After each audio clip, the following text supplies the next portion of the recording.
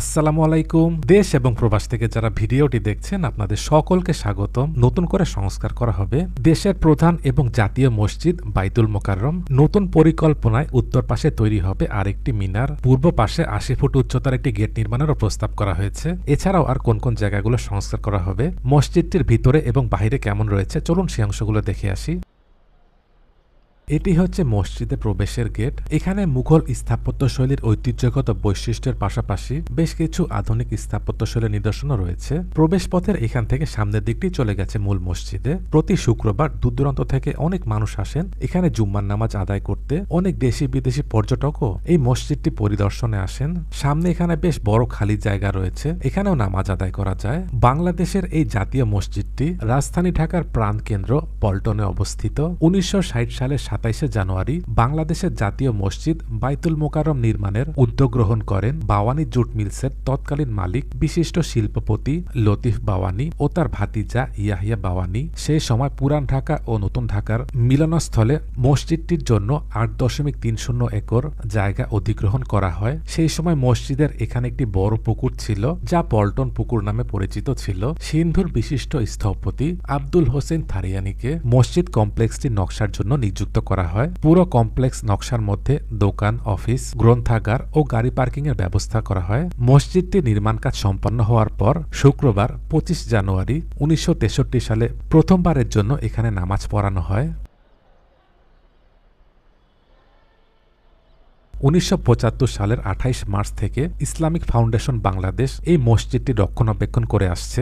বর্তমানে বাইতুল মোকাররম এই জাতীয় মসজিদটি ৮ তলা, নিচতলায় রয়েছে বিপণী বিতান ও একটি বৃহৎ সুসজ্জিত মার্কেট। জানা গেছে বর্তমানে মসজিদটি সংস্কারের জন্য ২০০ কোটি টাকা প্রকল্পের প্রস্তাব দিয়েছে ইসলামিক ফাউন্ডেশন। ২০০৮ সালে সৌদি সরকারের অর্থায়নে মসজিদটি সম্প্রসারিত করা হয়। বর্তমানে এই মসজিদে একসঙ্গে ৪০,০০০ মুসল্লি নামাজ আদায় করতে পারেন। এটি মসজিদের প্রথম তলার অজুর স্থান। এটির উপর তলায় হচ্ছে এই জায়গাটি, এটির নিচেই বেশ বড় অজুর স্থান। আশপাশের জায়গাগুলোতেই মার্কেট। এছাড়াও দ্বিতীয় তলাতে অজুর স্থান রয়েছে, একটু পর সেদিকেও যাব। এটি হচ্ছে মসজিদের মূল অংশে প্রবেশের একটি স্থান। প্রবেশের স্থানে এখানে যে দুটি কালো পিলার দেখা যাচ্ছে, এটি সম্ভবত সেই সময়কার। ভিতরে একটি গম্বুজ রয়েছে। এটি গম্বুজটির উপরের অংশ।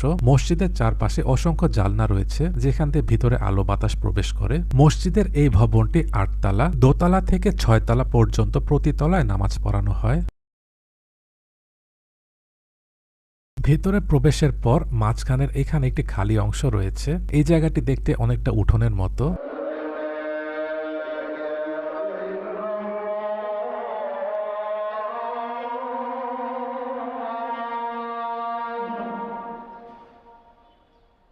এটি দ্বিতীয় তলাতে অজুর স্থান।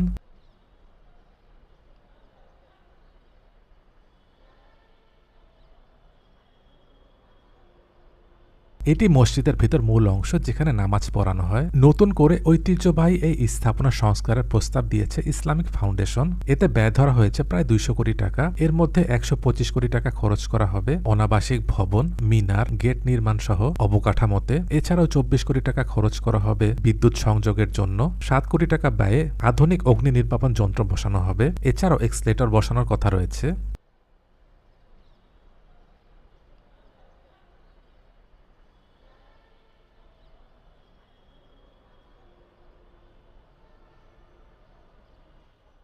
মসজিদটির মাঝখানে দরজার উপরে সংরক্ষিত রয়েছে পবিত্র কাবা শরীফের গিলাফের একটি খণ্ড। সৌদি আরবের বাদশাহ খালিদ ইবনে আব্দুল আজিজ আল সৌদ বাংলাদেশের সাবেক রাষ্ট্রপতি জিয়াউর রহমানের সফরকালে গিলাফের এই খণ্ডটি উপহার দেন। এই গিলাফে সূরা হাজের ২৬ নম্বর আয়াত লেখা রয়েছে।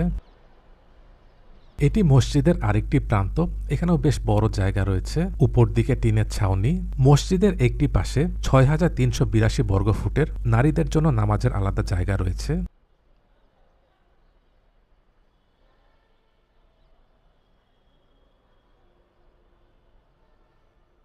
জানা গেছে বর্তমানে মসজিদের জন্য যে মিনার রয়েছে ঠিক একই ডিজাইনে পূর্ব পাশে আরেকটি মিনার তৈরি করা হবে। এখন যে মিনার রয়েছে এটিরও সংস্কার করা হবে। এছাড়া পূর্ব পাশে নির্মাণ করা হবে 3 তলা মিলনায়তন, থাকবে পশ্চিম ও উত্তর দিকে 2টি ওয়াকওয়ে, নারী মুসল্লিদের জন্য অজুর স্থান এবং অপরিষ্কার টয়লেটগুলোকে আধুনিকায়ন করা হবে। মসজিদটির একটি পাশে জুড়ে রয়েছে বাগান। বাগানটি মুঘল শৈলীতে স্থাপন করা। জায়গাগুলোতে পরিকল্পিতভাবে গাছ লাগিয়ে পরিষ্কার পরিচ্ছন্ন করে রাখলে এই জায়গাটিও দেখতে সুন্দর লাগবে।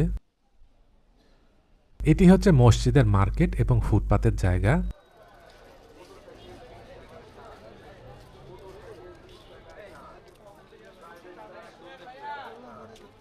জাতীয় এই মসজিদটির পাশেই জাতীয় স্টেডিয়াম। ভিডিওটি কেমন লেগেছে কমেন্ট করে জানাবেন। ভালো লেগে থাকলে লাইক এবং শেয়ার করে অন্যদেরকেও দেখার সুযোগ করে দেবেন। দেশ এবং প্রবাস থেকে যারা ভিডিওটি দেখলেন আপনাদের সকলকে অসংখ্য ধন্যবাদ।